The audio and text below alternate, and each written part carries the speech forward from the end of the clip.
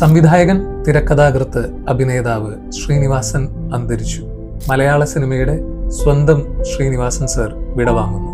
225 പരം സിനിമകളിൽ അഭിനയിച്ചതും 60 പരം മികച്ച തിരക്കഥകൾ നമുക്ക് സമ്മാനിച്ചത് മാത്രമല്ല, നമ്മൾ മലയാളികൾക്ക് അദ്ദേഹത്തിന്റെ കോൺട്രിബ്യൂഷൻ. നമ്മുടെ ദൈനംദിന ജീവിതത്തിൽ, പോപ്പുലർ കൾച്ചറിൽ നമ്മൾ സംസാരിക്കുന്ന വാചകങ്ങൾ അദ്ദേഹം എഴുതിയ വചനങ്ങളായിരുന്നു.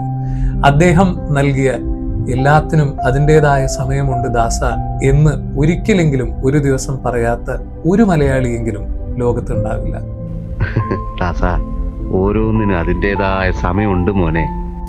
നമ്മുടെ ജീവിതത്തിൽ നല്ല സമയം വരുമ്പോഴും ചീത്ത സമയം നമ്മൾ അതിജീവിക്കാൻ ശ്രമിക്കുമ്പോഴും ഒരേപോലെ ഉപയോഗിക്കുന്ന ഒരു ഡയലോഗാണ് എല്ലാത്തിനും അതിൻ്റെതായ സമയമുണ്ട് ദാസ.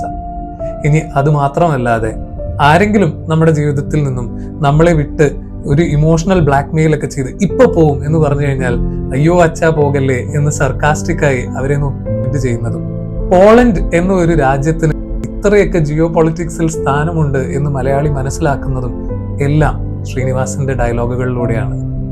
എന്തെങ്കിലും വല്ലാതെ പ്രതീക്ഷിച്ചിരിക്കുമ്പോൾ ആ പ്രതീക്ഷയ്ക്ക് വിപരീതമായി അത് പരാജയപ്പെട്ടു പോകുന്ന ഇടത്ത് പോലും അതിനെ നോക്കി ഒരു ചെറു പുഞ്ചിരിയോടെ അങ്ങനെ പവനായി ശവമായി എന്ന് മലയാളിയെ പറയാൻ പഠിപ്പിച്ചതും ശ്രീനിവാസൻ തന്നെ. അദ്ദേഹം നമ്മൾക്ക് നൽകിയിട്ടുള്ളത് സിനിമകളും തിരക്കഥകളും മാത്രമല്ല, ഒരു കാഴ്ചപ്പാട് കൂടിയാണ്. ജീവിതത്തിൽ എന്ത് പ്രതിസന്ധി വന്നാലും അതിനെ ഒരു ചിരിയോടെ, അതിനെ ഒരു സർക്കാസ്റ്റിക് വിറ്റോടുകൂടി നേരിടാനുള്ള ഒരു കരുത്തും മലയാളി ആർജിക്കുന്നത് ശ്രീനിവാസന്റെ സിനിമകളിലൂടെ.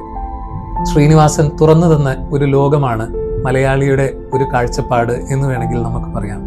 ആ ശ്രീനിവാസന് വിട പറയുമ്പോൾ നൊമ്പരത്തോടുകൂടി മാത്രം വിട പറയുകയാണ്.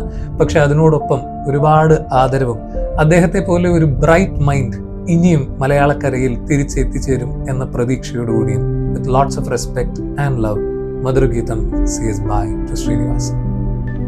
സൂര്യനോട് ചോദിച്ചിട്ടല്ല താമര വിടരുന്നത്. ഏകലവ്യൻ ദ്രോണാചാര്യർക്ക് ഗുരുസ്ഥാനം കൽപ്പിച്ചത് അങ്ങേരോട് ചോദിച്ചിട്ടല്ല. വെറുപ്പാണ് അധമമായ വികാരം. ഇത് സ്നേഹമാണ്. ഒരാൾക്കൊരാളെ സ്നേഹിക്കാൻ ഈ ലോകത്ത് ആരുടെയും സമ്മതം ആവശ്യമില്ല.